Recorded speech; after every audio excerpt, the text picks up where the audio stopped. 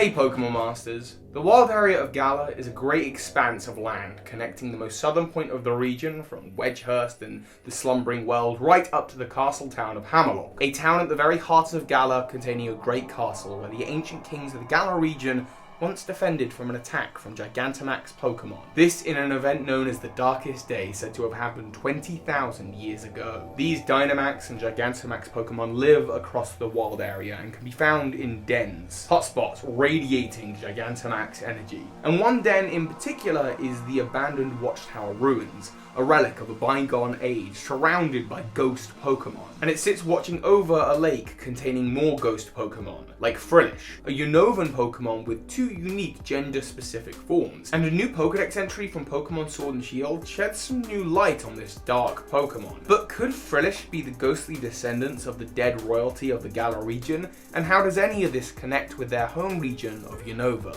Let's find out.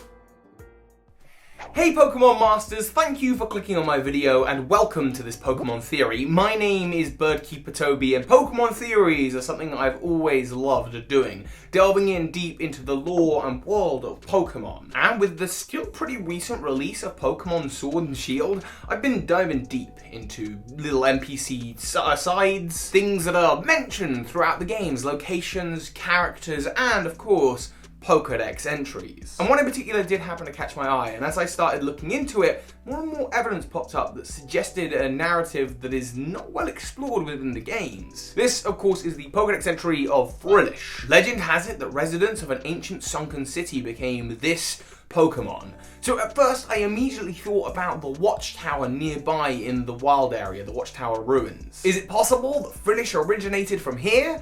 Well, no, that's super unlikely. After all, the ancient Watchtower is just that, it's a watchtower, and it seems very unlikely that there is a whole civilization sunken underneath the East Lake Axwell? East Lake Axwell, that's the one. However, what's not hard to see is the connection, as I'm sure many of you are getting ready to type in the comments, between an ancient sunken city and the abyssal ruins, deep below the surface of Undella Bay in the Unova region. This ancient castle ruins in the Unova region is sunken, lost to time, but there are hieroglyphs on the wall talking about how it used to belong to one of the two kings of Unova, the kings of Truth and Ideal, who went to war using the power of Reshiram and Zekrom. And it's here that we see our first link to the Galar region, as the Galar region also has two twin kings. While not literally kings, they're not brothers, they are two heroes who share the thrones together. They're using the power of the legendary Pokemon of the region, Zacian and Zamazenta. And then we have another link, because in the Abyssal Ruins there's not too much there, just a lot of very interesting items. The various Arceus plates, relic coins, copper, vases, and of course, the relic crown, the centerpiece of the whole castle. And the relic crown looks an awful lot like Zacian's crown from Pokemon Sword. This is to say Zacian's head. If you look at the shape of it with the ears, it's already been noted by people on the internet that it looks like the relic crown. The relic crown also looks like the crown that they're using to coronate N in the beginning of Pokemon Black and White, so there's clearly two crowns in the region. Two crowns for the two kings who used to exist there. One ending up in modern day on N's head and the other buried at the bottom of the Abyssal Ruins. But where did these kings and crowns come from? Given that the crown almost looks to be shaped like Zacian's head, is it possible that the two kings of Unova were the two kings from Galar?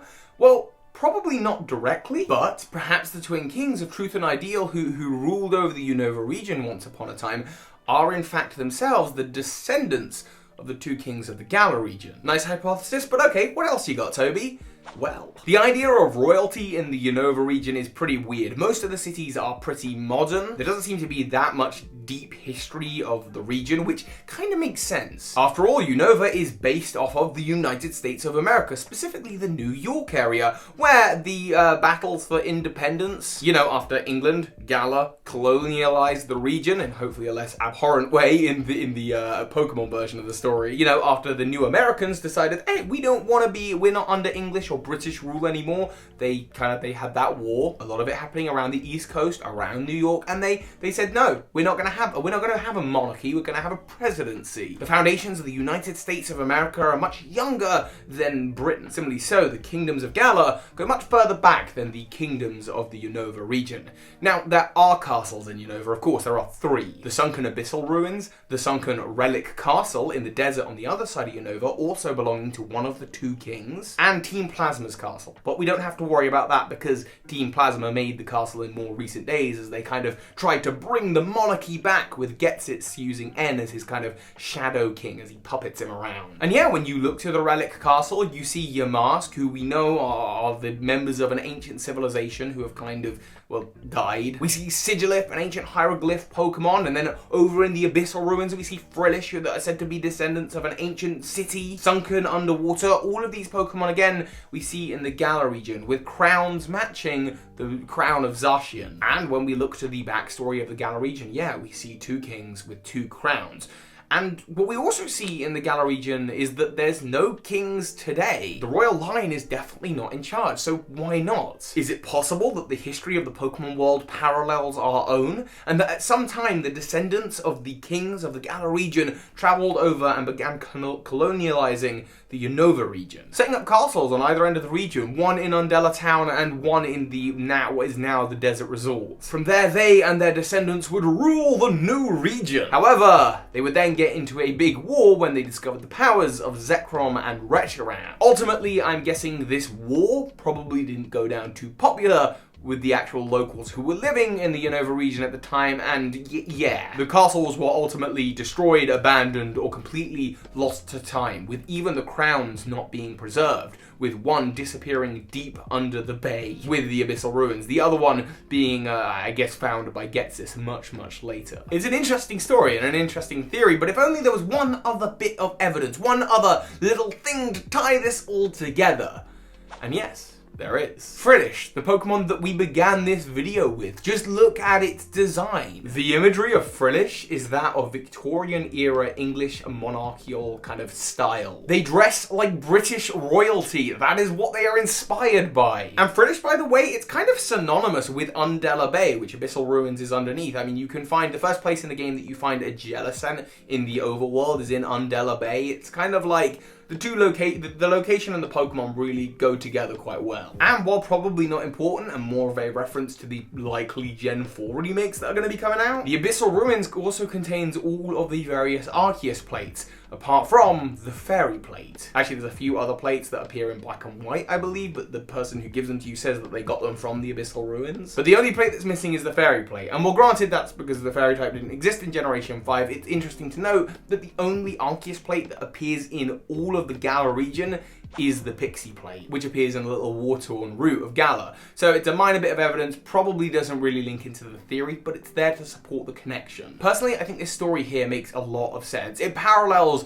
the real world, for example. And yeah, granted, the Victorian era and the time that people would have been dressing like that and the American War of Independence, they're about 100 years apart. That probably doesn't mean a lot in the creative eyes of the Pokemon company, but given the fact that we have no modern day rulers in the Galar region, there is no king, that's not a thing. But there were 2 kings that ruled together, and then in Unova you have the exact same deal, but the castles have been buried, almost like they've been rejected, flooded with the spirits of ancient Pokemon like Yamask that appears in Galar with a different form. Perhaps Runagus is the original and Cofagrigus came after as a result of the construction of the castle in the desert. With Frillish in the Abyssal Ruins, in this Pokedex entry that kind of says that it's said that people of an ancient sunken civilization became these Pokemon and they're dressed in the attire of the home region that they would have come from before ultimately the monarchy in the Unova region was destroyed. It makes perfect sense to me. And Pokemon theories like that are part of the reason that I started this very channel. But you're going to have to let me know what you think about this theory, of course, in the comments. Do you think I'm right? Do you think I'm wrong? Do you think it's just way too speculative and out there? Let me know what you think, and don't worry, there are plenty more Pokemon theories to come. So hi, Pokemon Masters. This is Ash Ketchum. You just watched a video by Birdkeeper Toby. That makes you a Pokemon Master. And a particular Pokemon Master thank you to all of my big patrons this month, including the Nerd Therapist. Thank you.